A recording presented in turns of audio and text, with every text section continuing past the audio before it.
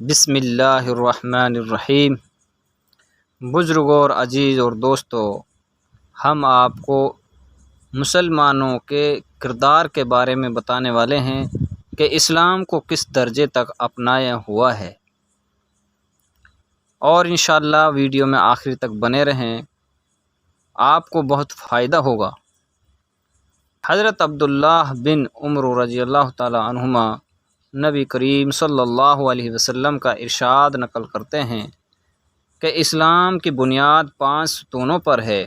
سب سے اول لا الہ الا اللہ محمد الرسول اللہ کی گواہی دینا ہے، یعنی اس بات کا اقرار کرنا ہے کہ اللہ کے سوا کوئی معبود نہیں اور محمد صلی اللہ علیہ وسلم اس کے بندے اور رسول ہیں۔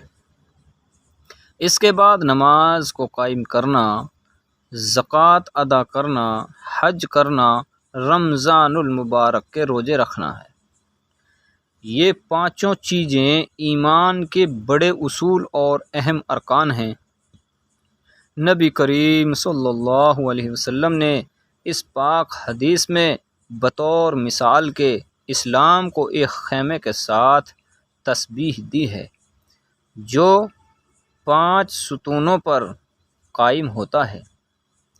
پس کلمہ شہادت خیمے کی درمیانی لکڑی کی طرح ہے، اور بقیہ چاروں ارکان ان 4 ستونوں کے ہیں جو چاروں کونوں پر ہوں۔ اگر درمیانی لکڑی نہ ہو تو خیمہ کھڑا ہی نہیں ہو سکتا، اور اگر یہ لکڑی موجود ہو اور چاروں کونوں کی طرف سے کوئی سی لکڑی نہ ہو تو خیمہ تو قائم ہو جائے گا، لیکن جون سے کونے کی لکڑی نہیں ہوگی، وہ جانب ناقص اور گری ہوئی ہوگی۔ اس پاک ارشاد کے بعد اب ہم لوگوں کو اپنی حالت پر خود ہی غور کر لینا چاہیے کہ اسلام کے اس خیمے کو ہم نے کس درجے تک قائم کر رکھا ہے، اور اسلام کا کون سا رکن ایسا ہے جس کو ہم نے پورے طور پر سنبھال رکھا ہے۔ اسلام کے یہ 5 ارکان نہایت اہم ہیں، حتیٰ کہ اسلام کی بنیاد ہی انہی کو قرار دیا گیا ہے۔ ایک مسلمان کے لیے بحیثیت مسلمان ہونے کے ان سب کا اہتمام نہایت ضروری ہے، مگر ایمان کے بعد سب سے اہم چیز نماز ہے۔ حضرت عبداللہ بن مسعود رضی اللہ تعالیٰ عنہ کہتے ہیں کہ میں نے حضور صلی اللہ علیہ وسلم سے دریافت کیا کہ اللہ تعالیٰ شانہ کے یہاں سب سے زیادہ محبوب عمل کون سا ہے؟ ارشاد فرمایا کہ نماز۔ میں نے عرض کیا کہ اس کے بعد؟